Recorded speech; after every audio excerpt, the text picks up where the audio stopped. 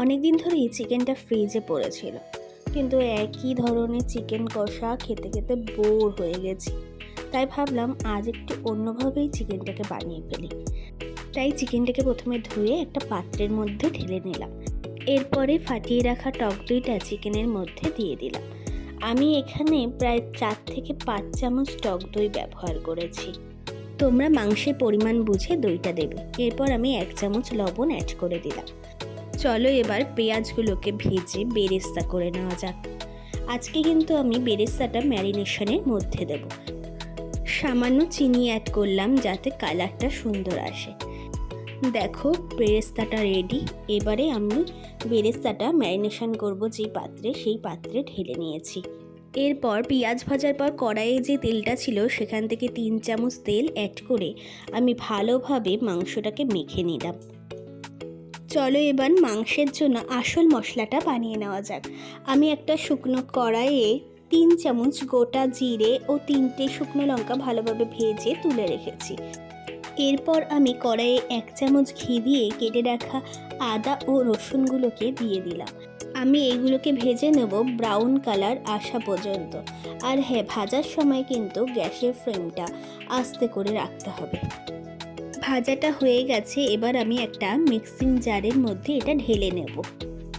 Mixing জারের মধ্যে কিন্তু আমি আগে করে রাখা সেই জিরা ও শুকনো লঙ্কা ভাজাটাও দিয়েছিলাম। এর মধ্যে আমি অ্যাড করলাম সামান্য শুকনো লঙ্কার গুঁড়ো ও ধনিয়া গুঁড়ো। এবার আমি পেস্টটা করে নিয়েছি।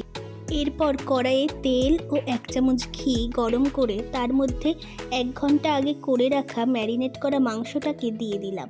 মাংসটা তেলের মধ্যে ছাড়লাম কারণ মাংসটা সামান্য ভাজা ভাজা হলে পরে মাংসটা সিদ্ধ হতে বেশি সময় লাগবে না। কিছুক্ষণ ভাজার পর আমি এর মধ্যে Kashmiri red chilli powder add করলাম। এতে কি হবে, মাংসের রঙটা খুব সুন্দর হবে। এরপরে আমি আস্তে আস্তে এইটাকে নাড়াতে থাকবো যাতে নিচে লেগে না যায়। দেখো মাংসটা থেকে জল ছাড়া শুরু করেছে।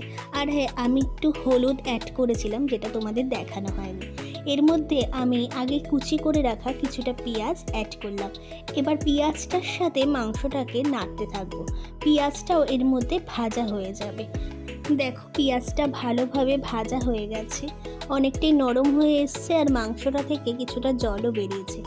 এর মধ্যে আমি সেই বানিয়ে রাখা স্পেশাল মশলাটা অ্যাড করে দিলাম। দেখো মাংসটা ভেজে নেওয়ার কারণে মাংসটা থেকে জল বেরিয়েছে, আর এতেই কিন্তু মাংসটা খুব সুন্দর সিদ্ধ হয়ে যাবে। আমি যেহেতু এরপরে আর কোনো জল অ্যাড করব না আর মাংসটা হবে কষা কষা, তার জন্য আমি এখন থেকে ভেজে রাখা আলুটা দিয়ে দিলাম। এতে কি হবে, মাংসটার সাথে আলুটাও খুব সুন্দর সিদ্ধ হয়ে যাবে। এভাবে ঢাকা চাপা দিয়ে বেশ কিছুক্ষণ আমি কষিয়ে নিয়েছি। মাংসটা থেকে তেলের সাথে সাথে গন্ধও কিন্তু খুব সুন্দর বেরিয়েছিল। মাংস কিন্তু আমাদের বলতে গেলে রেডি হয়ে এসছে।